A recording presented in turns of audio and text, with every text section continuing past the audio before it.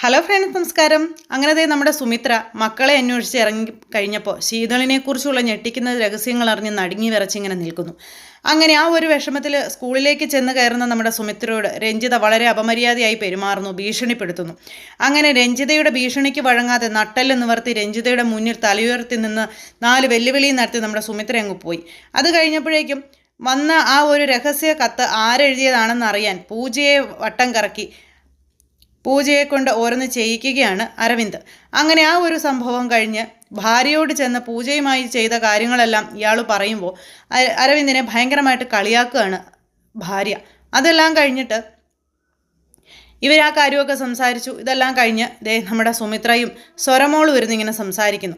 സ്വരമോള് വരുന്ന് സംസാരിക്കുമ്പോൾ സ്വരമോള് സുമിത്രയുടെ സ്നേഹലാളനങ്ങൾ ഏറ്റുവാങ്ങി ആ കുഞ്ഞിന് ഉള്ളിൻ്റെ ഉള്ളുകൊണ്ട് ഭയങ്കരമായിട്ട് സ്നേഹം സുമിത്രയോട്. അങ്ങനെ അവർ രണ്ടുപേരും കൂടെ അമ്മൂമ്മക്കിളിയും